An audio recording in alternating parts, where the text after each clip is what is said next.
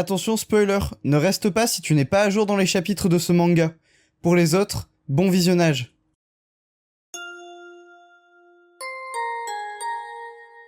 Yo, les Salistos, c'est Saliste, votre youtubeur préféré, je sais que c'est moi. Et on se retrouve aujourd'hui pour la review du chapitre 389 de My Hero Academia. Et avant toute chose, une bonne et une mauvaise nouvelle. On va commencer par la bonne. En ce moment, on n'a plus trop de pauses dans My Hero Academia, ce qui veut dire que Horikoshi va mieux, et ça, c'est forcément une bonne nouvelle. L'auteur de My Hero Academia est dans un meilleur état de santé, et on a des chapitres réguliers chaque semaine. La mauvaise nouvelle, c'est que on a un chapitre qui est quand même vachement court. On a 10 pages cette semaine, et la semaine dernière on en avait 11 ou 12, donc ce sont des chapitres un peu plus courts que d'habitude, mais vous allez voir, l'action est toujours au rendez-vous. Horikoshi ne nous déçoit jamais, il ne peut de toute façon pas nous décevoir. En revanche, une chose qui pourrait décevoir Horikoshi, c'est si vous ne vous abonnez pas à la chaîne. Il faut absolument que vous soyez abonné à cette chaîne qui est extraordinaire, et que vous activiez la cloche pour ne rien rater, et que vous mettiez un pouce bleu sur les vidéos qui vous plaisent. Donc, rappelez-vous, la semaine dernière, lors du chapitre 388, Dabi était en train de cuire toute sa famille, littéralement, excepté Shoto qui n'est pas encore arrivé là où se situe Dabi, mais on a tous les autres membres de la famille, ça va de Endeavor à Rei en passant par Natsuo et Fuyumi, qui étaient en train de prendre un magnifique bain de soleil auprès de leur frère, et qui étaient en train de littéralement brûler. Les 9 pages de cette semaine sont dans la continuité de ce qui s'est passé la semaine dernière, mais ça on va le voir tout de suite. Générique.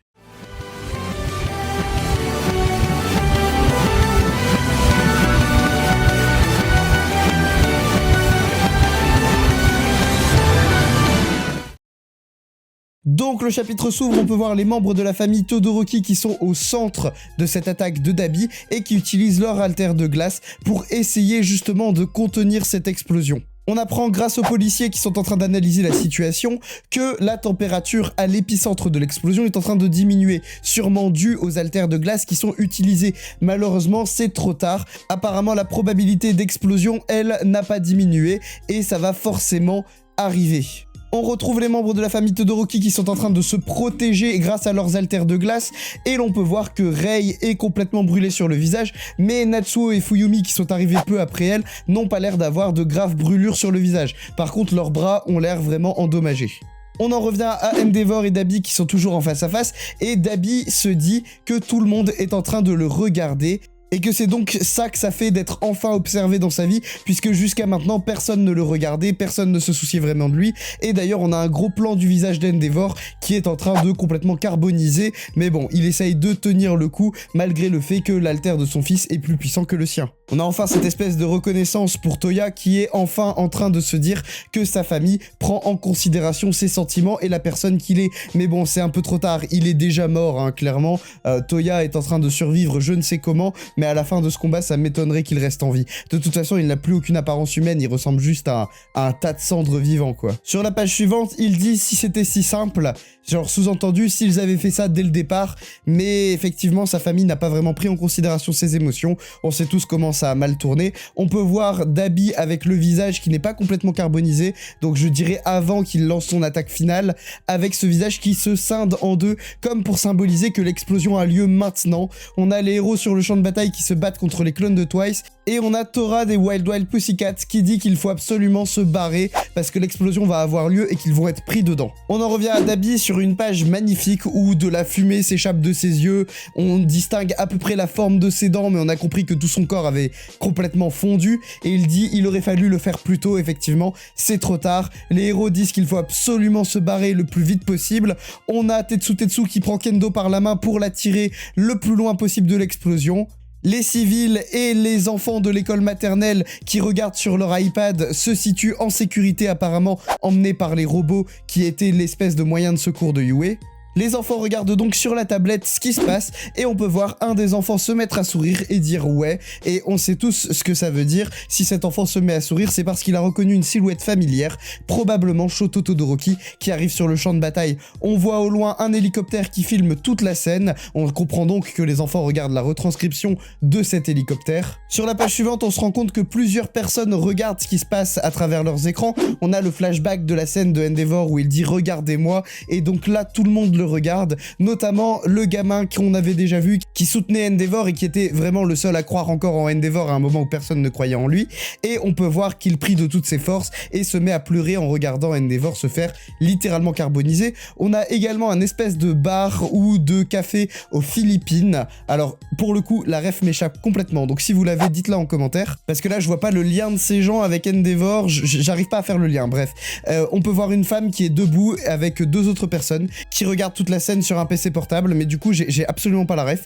Là ça ne me revient pas, je ne sais pas qui est cette personne, donc si vous savez dites-le moi en commentaire. On a d'ailleurs un gros plan sur la page suivante qui est une double page de cette personne, hein. Elle a les cheveux blancs, j'arrive pas, je me dis ça doit être quelqu'un de la famille de Rei, mais j'arrive pas à me dire qui c'est en fait, je ne vois pas. C'est peut-être même un personnage qui nous a pas encore été introduit, donc n'hésitez pas à faire vos meilleures théories si jamais vous ne savez pas qui c'est. Et sur cette même double page, attention, le découpage est fait de manière très intelligente par Horikoshi. Première case, on a juste une traînée blanche, ce qui sous-entend que l'action est tellement rapide que l'auteur n'arrive même pas à suivre, c'est vraiment bien fait. Deuxième case, on a la traînée blanche qui disparaît. Troisième case, on a un des enfants qui dit « Après tout, nous avons encore... » 3 petits points, point de suspension.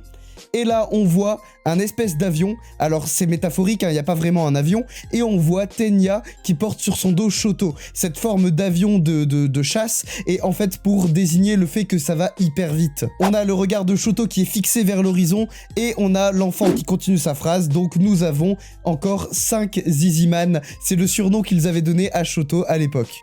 Et donc dernière case, on a Shoto qui utilise son alter pour, j'imagine, refroidir ce qui se passe du côté de Tenya, mais on peut voir qu'ils vont tellement vite que son costume commence à se désintégrer. Donc on peut imaginer que dans le prochain chapitre, Shoto va enfin arriver sur le champ de bataille et rejoindre son frère. Alors est-ce que ça va changer quelque chose à la situation? Je ne sais pas, mais ce qui est sûr, c'est qu'il pourra essayer de sécuriser tout ça, mettre sa famille en sécurité, sauf Endeavor, puisque bon, Endeavor est un héros pro et de toute façon Endeavor a choisi son destin, et il pourra peut-être combattre aux côtés de son père, leur frère, et contenir, on l'espère, l'explosion pour éviter un maximum de dégâts, puisqu'apparemment, vu le rayon de l'explosion, les héros qui ont commencé à s'enfuir là n'arriveront peut-être pas à s'enfuir assez loin pour échapper au rayon de l'attaque de Toya. Donc c'est pas impossible qu'on ait des pertes du côté des héros si Shoto n'arrive pas à contenir cette explosion avec son alter de glace. Également, et on n'y pense pas forcément assez, mais Tenya aussi va se retrouver sur ce champ de bataille. Alors on voit que Tenya est extrêmement rapide, mais est-ce qu'il aura encore assez d'énergie pour fuir assez rapidement l'explosion? Je ne sais pas. Donc peut-être qu'il aura un rôle à jouer dans l'évacuation des autres membres de la famille Todoroki. Après, symboliquement parlant, ce serait bien que toute la famille Todoroki au complet arrête Dabi. Ce serait quand même vachement plus symbolique. Mais peut-être que c'est aussi du rôle des héros d'évacuer les civils et que Tenya va prendre sur son dos les 3 membres de la famille Todoroki et les emmener le plus loin possible grâce à son alter, s'il lui reste encore de l'énergie à ce moment-là. Abonnez-vous, laissez un pouce bleu, activez la cloche, n'hésitez pas à me suivre sur tous mes réseaux sociaux, Twitter, Instagram, TikTok, tous les liens sont dans la description. C'était Saliste et je vous dis à la prochaine pour une prochaine vidéo. Salut!